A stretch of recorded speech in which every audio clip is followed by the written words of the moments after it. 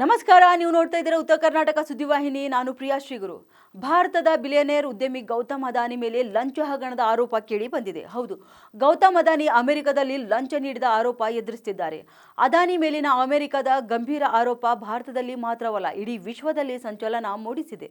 ಅದಾನಿ ಸಮೂಹದ ಮೇಲೆ ಕೇಳಿ ಬಂದಿರುವ ಲಂಚ ಆರೋಪ ಸಹಿತ ವಿವಿಧ ಪ್ರಕರಣಗಳು ಈಗ ತನಿಖೆ ಹಂತದಲ್ಲಿದ್ದು, ಈಗ ಸದ್ಯದ ಪ್ರಶ್ನೆ ಏನೆಂದರೆ ಅದಾನಿ ಲಂಚ ಹಗರಣ ಭಾರತ ಮತ್ತು ಅಮೆರಿಕ ನಡುವಿನ ಸಂಬಂಧದ ಮೇಲೆ ಯಾವ ರೀತಿ ಪರಿಣಾಮ ಬೀರುತ್ತೆ ಅನ್ನೋದು. ಅಷ್ಟಕ್ಕೂ ಗೌತಮ್ ಅದಾನಿ ಲಂಚ ಹಗರಣದ ಬಗ್ಗೆ ಅಮೆರಿಕದ ಅಭಿಪ್ರಾಯವೇನು ಎಂಬ ಪ್ರಶ್ನೆ ಮೂಡೋದು ಸಹಜ. ಇದೀಗ ಈ ವಿವಾದಕ್ಕೆ ಸಂಬಂಧಿಸಿದಂತೆ ಸ್ವತಃ ಅಮೆರಿಕ ಶ್ವೇತಭವನವೇ ಪ್ರತಿಕ್ರಿಯೆ ನೀಡಿದೆ. ಅದಾನಿ ಸಮೂಹದ ವಿರುದ್ಧದ ಆರೋಪಗಳ ಬಗ್ಗೆ ತನಿಖೆ ತಿಳಿದಿದೆ ಎಂದು ಶ್ವೇತಭವನ ಹೇಳಿದ್ದು, ಇತರ ಸಮಸ್ಯೆಗಳಂತೆ ಭಾರತ ಮತ್ತು ಅಮೆರಿಕ ಈ ವಿಷಯವನ್ನು ಸಹ ಪರಿಹರಿಸುತ್ತೇವೆ ಎಂದು ಹೇಳಿದೆ. ಇನ್ನು ಗೌತಮ್ ಅದಾನಿ ಸಮೂಹದ ಮೇಲೆ ಕೇಳಿ ಬಂದಿರುವ ಲಂಚ ಹಗರಣದ ಆರೋಪಕ್ಕೆ ಸಂಬಂಧಿಸಿದಂತೆ ಪ್ರತಿಕ್ರಿಯೆ ನೀಡಿರುವ ಶ್ವೇತಭವನವು, ಈ ಆರೋಪಗಳ ಬಗ್ಗೆ ನಮಗೆ ತಿಳಿದಿದೆ. ಅದಾನಿ ಗ್ರೂಪ್ ವಿರುದ್ಧದ ಆರೋಪಗಳ ಬಗ್ಗೆ ಮಾಹಿತಿಗಾಗಿ ನೀವು ಸೆಕ್ಯುರಿಟೀಸ್ ಮತ್ತು ಎಕ್ಸ್ಚೇಂಜ್ ಕಮಿಷನ್ ಹಾಗೂ ನ್ಯಾಯಾಂಗ ಇಲಾಖೆ ಅನ್ನು ಸಂಪರ್ಕಿಸಬೇಕು. ಭಾರತ ಮತ್ತು ಅಮೆರಿಕದ ನಡುವಿನ ಸಂಬಂಧದ ಬಗ್ಗೆ ನಾವು ಹೇಳಬಹುದಾದರೆ, ಭಾರತ ಅಮೆರಿಕ ಸಂಬಂಧವು ಅತ್ಯಂತ ಬಲವಾದ ಅಡಿಪಾಯದ ಮೇಲೆ ನಿಂತಿದೆ.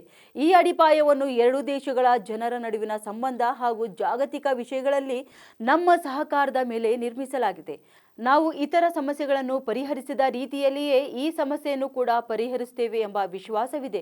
ನೀವು ಸೆಕ್ಷನ್ ಮತ್ತು ಡಿಒಜಿನಿಂದ ಈ ಪ್ರಕರಣದ ಕುರಿತು ಉಳಿದ ಮಾಹಿತಿಯನ್ನು ಕೂಡ ಪಡೆಯಬಹುದು. ಭಾರತ ಹಾಗೂ ಅಮೆರಿಕ ನಡುವಿನ ಸಂಬಂಧದ ತಳಹದಿ ಬಹಳ ಗಟ್ಟಿಯಾಗಿದೆ ಎಂದು ಮತ್ತೊಮ್ಮೆ ಹೇಳಬಯಸುತ್ತೇವೆ ಎಂದು ಶ್ವೇತಭವನ ಹೇಳಿಕೆಯಲ್ಲಿ ತಿಳಿಸಿದೆ. ಗೌತಮ್ ಅದಾನಿ ವಿರುದ್ಧದ ಆರೋಪಗಳೇನು?